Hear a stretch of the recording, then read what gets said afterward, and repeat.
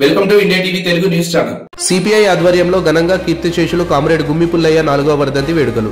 సోమవారం రోజున కీర్తిశేషులు కామ్రేడ్ గుమ్మి పుల్లయ్య 4వ వర్ధంతి సభ వేములవాడ పట్టణంలోని 2వ బైపాస్ రోడ్ దోబిఘాట్ల వద్ద గల గుమ్మి పుల్లయ్య స్మారక స్తూపం వద్ద సిపిఐ కార్యకర్తలు ఘనంగా నిర్వహించారు. ఈ సందర్భంగా వేములవాడ నియోజకవర్గ CPI party incharge Kadari Ramulu మాట్లాడుతూ ఆయన చేసిన సేవలు, పోరాటాలను గుర్తు చేసుకున్నారు.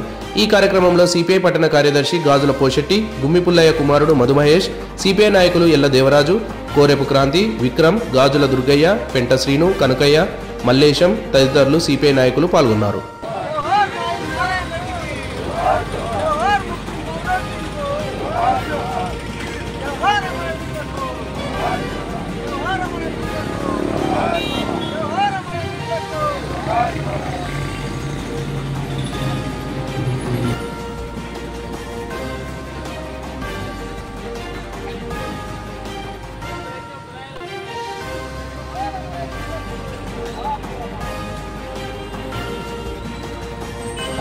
సాయుధ పోరాటం మన వీరులకు, తెలంగాణ రైతాంగ సాయుధ పోరాటం మన వీరులకు. ఈరోజు కామ్రేడ్ గుమ్మి పుల్లయ్య గారి వర్ధంతి 4వ వర్ధంతి జరుపుకోవడం జరుగుతూ ఉంది.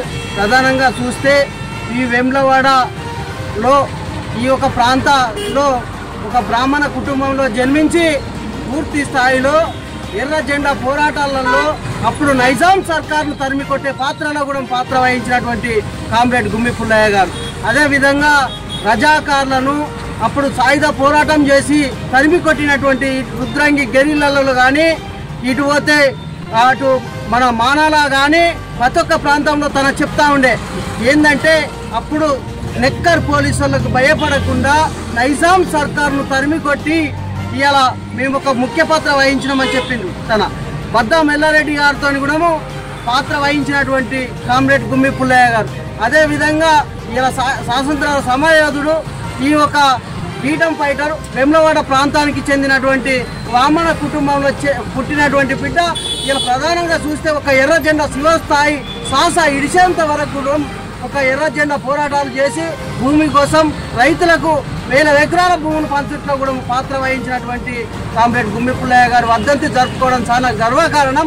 ఈ ఒక ప్రాంతంలో తన ఆశయం పక్కకు పోవద్దన్న ఉద్దేశంతో మమ్మల్ని పెట్టి ఆయన శిశువులుగా ఒక ఎర్ర జెండా నిలిపినటువంటి ఘనచరిత్ర కామ్రేడ్ గుమ్మి పుల్లయ్య గారు. ఇలా చూస్తే ప్రధానంగా ఈ ఒక ప్రాంతంలో దున్నేవాడికి భూమి కావాలి, ఇలా రైతులకు భూమి కావాలి, చెరువు పంట టైంలో కూడా నీళ్లు అందకపోతే కూడా చెరువు తుమ్ములు తెరిపించి నీళ్లు ఏడిపించినటువంటి ఘనచరిత్ర కామ్రేడ్ గుమ్మి పుల్లయ్య గారు.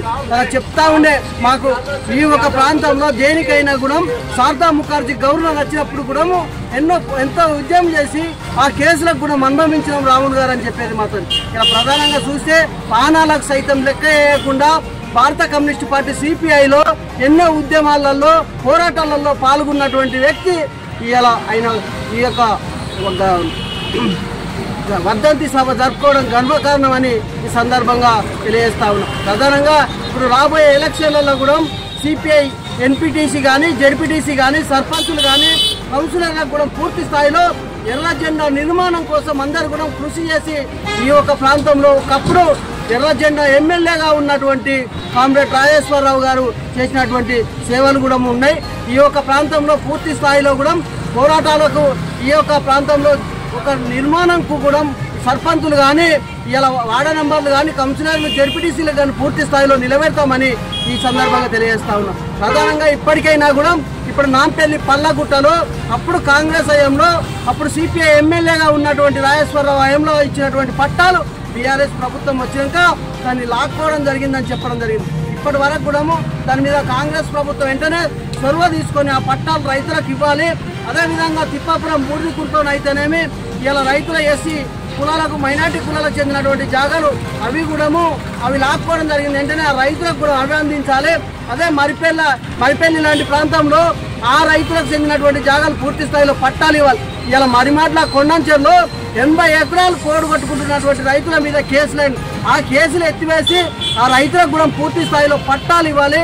అదేవిధంగా ఇలా డబల్ బెడ్రూమ్లు వెమ్లవాడ ప్రాంతంలో పేద కుటుంబాలు ఇలా డబల్ బెడ్రూమ్ల కోసం పేర్లు రావడం జరిగింది. అవి వెంటనే నిర్మించి ఇలా పేదవాళ్ళకు అందించాలనేది కూడా కోరుతా ఉన్నాం కాంగ్రెస్ ప్రభుత్వాన్ని. అదేవిధంగా చూస్తే ఇలా ఊరు అతిపెద్ద ఊరు దక్షిణ కాశీగా పేరు మోసిన వేములవాడ ఇలా ప్రణాళిక లేదు. ఈ ఒక రోడ్ల పన్ను కూడా ఇలా మహాశివరాత్రి దగ్గరకు వచ్చింది. ఇలా రోడ్ల పన్ను ఎక్కడి పక్కలు అక్కడనే ఉన్నాయి. చాలా జనాలు వస్తారు, యాత్రికులు వస్తారు, ఊళ్ళో గ్రామస్తులకు కూడా అక్కడ మేము చూపించిన ఒక కాలం మీద మోరి మీద బిల్లు లేనటువంటి పరిస్థితి.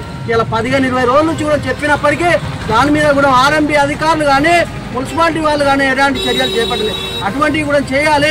అదేవిధంగా ఇప్పుడు బ్రిడ్జి నిర్మాణంలో ఈ బ్రిడ్జి నిర్మాణం కూడా పూర్తి స్థాయిలో జరగాలి. వేములవాడ నగర అభివృద్ధి కూడా జరగాలనేది కూడా సిపిఐగా కోరుతున్నాం వేములవాడ ఎమ్మెల్యే గారిని.